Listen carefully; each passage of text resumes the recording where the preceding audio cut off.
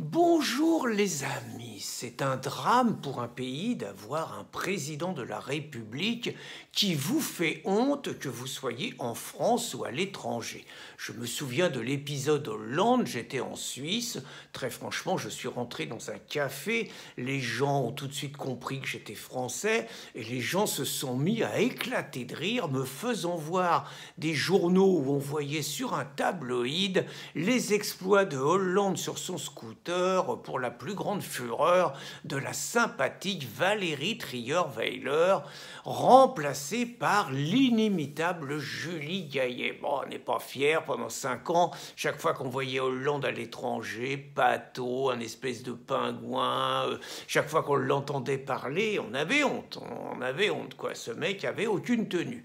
À la rigueur, au moins, il avait aucune tenue, il parlait il parlait très très mal, il avait une élocution hachée, mais au moins lui, il disait pas de conneries sur son pays ou sur les habitants de ce pays quand il était à l'étranger, ce que fait Macron régulièrement. Donc chaque fois que Macron est à l'étranger, on a honte d'avoir un chef d'État qui parle mal de ses compatriotes.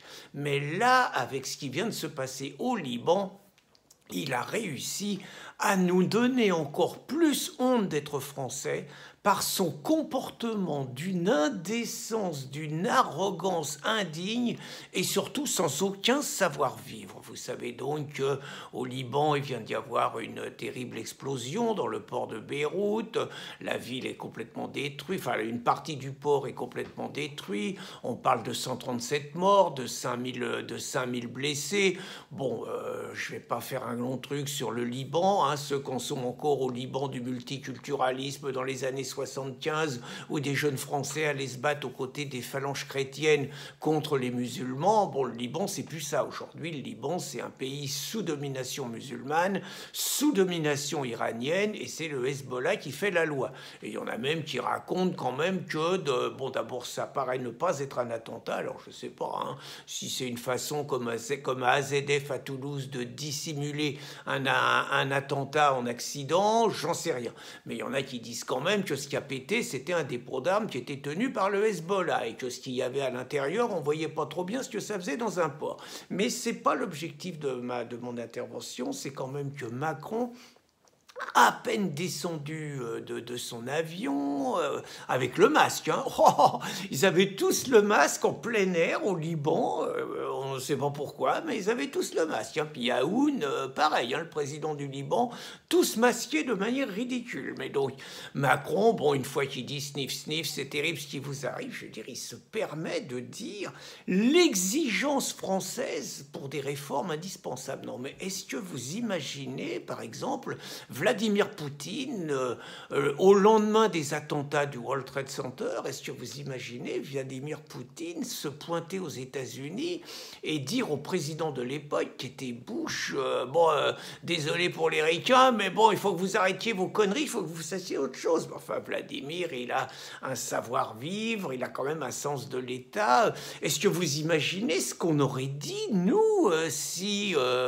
allez, on va citer une autre personne, par exemple, Viktor Orban.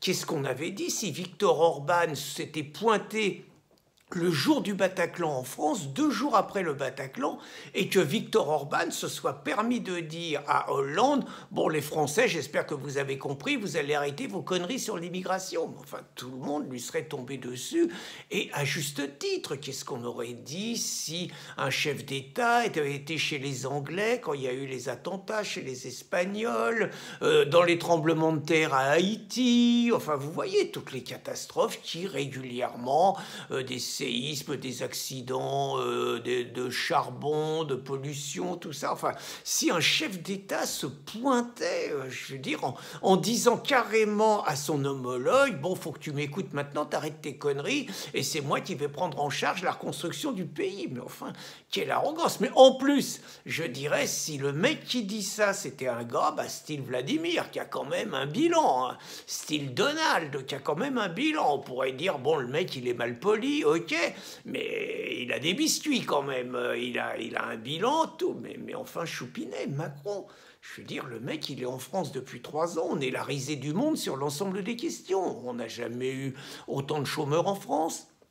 On n'a jamais eu un déficit aussi important. Depuis qu'il est là, je veux dire, entre la crise des gilets jaunes, entre le bordel sur les retraites, entre le bordel sur les régimes de la SNCF, entre quelques photos pour le moins un tout petit peu compromettantes, et surtout entre la manière dont il a géré la pandémie, le corona, je veux dire, on est les cancres du monde, quoi. Je veux dire, on roulait des mécaniques en disant qu'on avait le meilleur système de santé au monde. Résultat, on a confiné comme des abrutis. Résultat, on a un des bilans les plus catastrophiques en termes de nombre de morts par million d'habitants.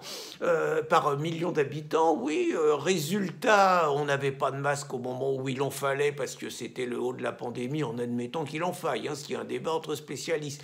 Mais maintenant que la pandémie est finie, on colle 135 € d'amende à ceux qu'on porte pas dans les magasins. Enfin, je veux dire, on est la risée du monde.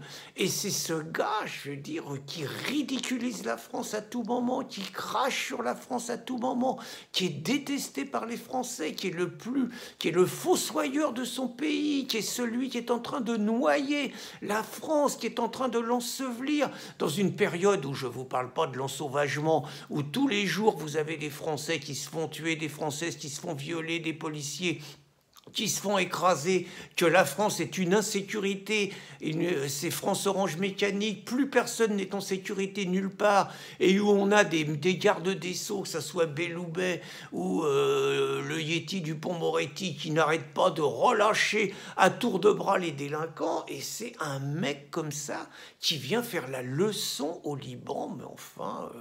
honte à lui, et bah, quelque part, le comportement de ce salopard retombe sur tous les Français.